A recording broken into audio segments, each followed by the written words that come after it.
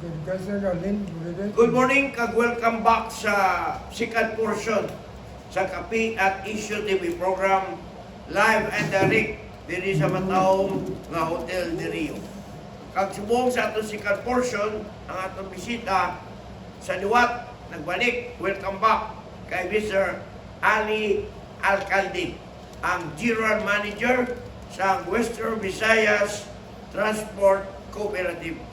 Kung sa din nato talakayon ang atong istoryan, hindi parte sa epekto sa pagtaas ng gasolina due of American and Iran war. Kung kamusta na bala ang mga abyan naton, ng mga driver, mga abyan naton, ng mga operator, sa transport sector, sa crisis ang yatubang sa ungsod Pilipinas kang worldwide. But before sila, atang natin ang mikropono natin sa atong host, Mr. Peter Emilia. No, Peter? Nangyaga sa atong mga viewers, no? Siguro portion nini, nagkopod natin si Francis Tranya, at kinagambal siyang una na magbisita, membro sa Columbus ng Binay. Siya, Francis ang leader, Columbus ng Binay.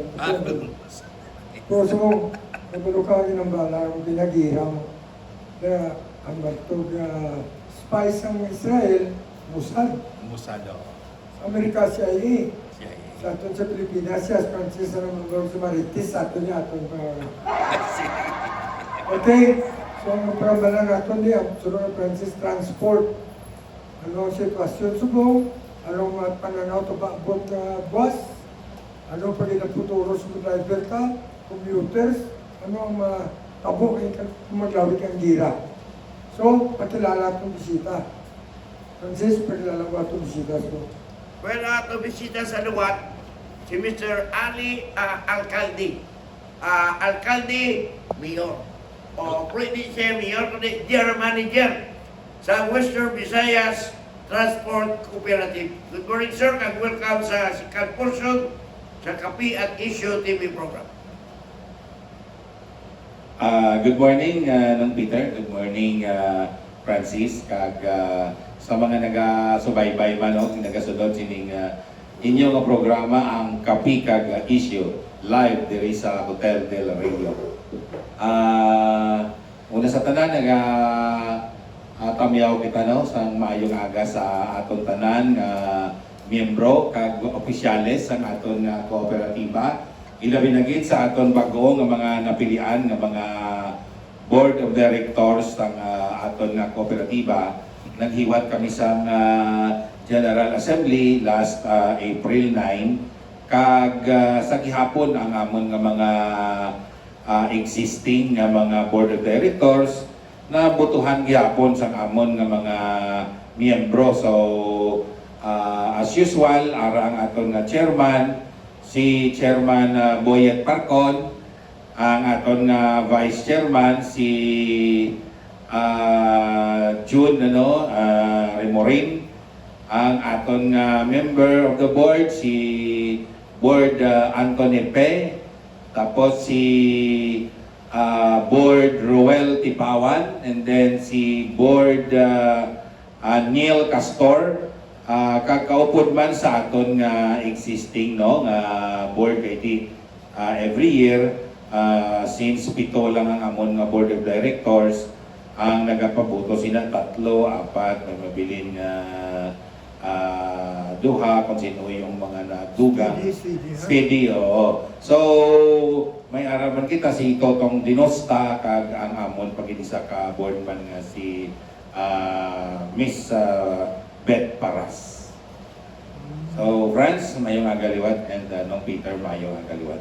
Okay, Mr. Alcalde, nabaluan nato niya every time may saka ang presyo sa gasolina. Imo ini nagka-create ng problema sa transport sector labi sa mga driver. Kay magtaas gani ang gasolina, siyempre kabako ang mga driver. Napinagid nga ilabi na gid.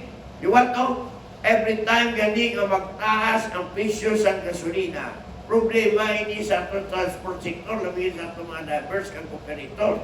Labi na gid nga ang demand sa transport sector nga pataasan ang plite, daw wala gid pamatayan sa atong gobyerno. Stipot ang plite kung nataas ang gasolina. So, paano nyo ni matubang ang mga problema? Kaya kapag kita, every problem have solution, every solution have problem. Mr. Alcalde. Actually, kung wala ni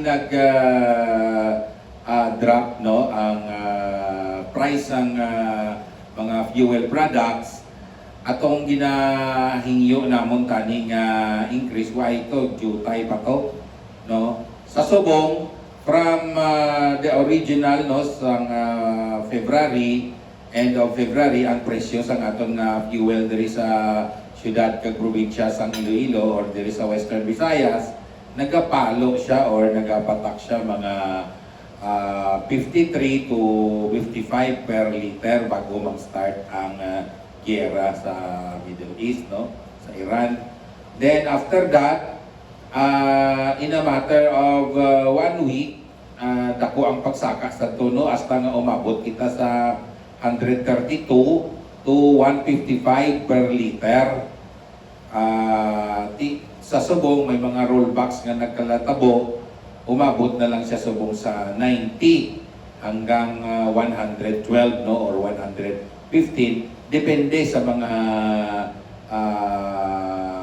players naton sa industry. Ang epekto niya sinisamon kung tanawon naton from 55 to sa subong butang nato 90 no dapat may ano na ina no may saka na tani ina siya kag ang ginhimo inaabi sang unang threshold sang LTFRB nga kung maglabot sa 80 dolyares ang barrel sang crudo amo pa lang ina ang pagtion nga mag-adjust sang presyo sang pamasahe. Pero ang natabo bisan pa nga umabot na sa isa kagatos, umabot na sa 120, wala man sang adjustment nga natabo. May ginrekomenda ang aton nga DOTR nga ginpamatian niya sa to ang bisan pa paano nga request ng transport group ambot ano nga rason nga ang wala man niya ginimplementar kagin pa-hold sa aton nga presidente.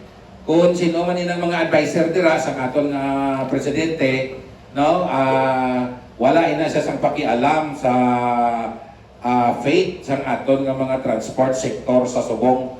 Ang iya sina siguro nga ginapanumdum dira nga kung magpataas kuno sang pamasahe, may trickle down na effect. Pero kung tanawon naton ang pagtaas sa mga food supplies naton, hindi man inaya ginadala sa aton nga mga public transport group. Gina-transport ina so sa pagi sa aton nga mga truckers, pagi sa aton nga mga haulers, pagi sa aton nga mga barko, pagi sa aton nga mga roro. Pero ti kung tanawon naton, sila ya ang nagpataas ang lagko sa mga pamasahe nila. Ang transport ya ang wala, di man ang epekto niya subong, no?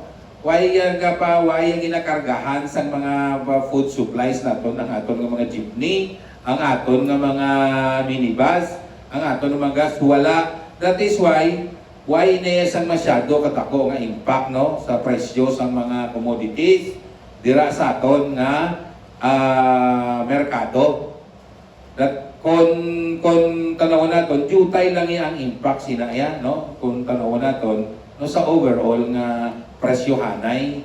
Tapos kung ginasiling ilang ang aton nga mga magagmay nga mga workers ang maapektuhan sa 2 ka pesos nga increase mo pamasahe pakadto maapektuhan ka gina no kung tanawon naton ugaling mas maayo sa kay na-spread mo siya na-spread mo kung baga ang sa kadamaan hindi lang na-concentrate mo sa isa ka sektor no nga apektado maayo which is amo ina siya sa subong ang aton nga food chain no kay dito nakapokus ang halos tanan nga mga increases sa mga truckers, haulers, sa mga bunkers naton nga ginagamit sa barko, sa mga roro naton no amo na siya ang epekto niya subong sa hindi lang oil crisis, no, pati food crisis, no, nakaumang.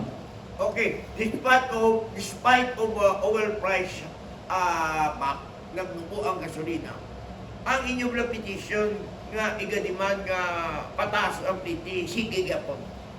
Oo, ara natural, ara gid na siya gihapon France, no, kay sa liwat sang paglabot niya sa 60, no, may mga demands na kami sinati, what's more pasubong nga ara pa sa gihapon sa 90. Ang pamangkot dira kung ang amon nga demand sang amon nga fair increase, no, ano, how much, no. So sa liwat ginasulit namon inang 2 pesos nga gin-request namon sang una, katiting lang ina siya. At least tani makapiyan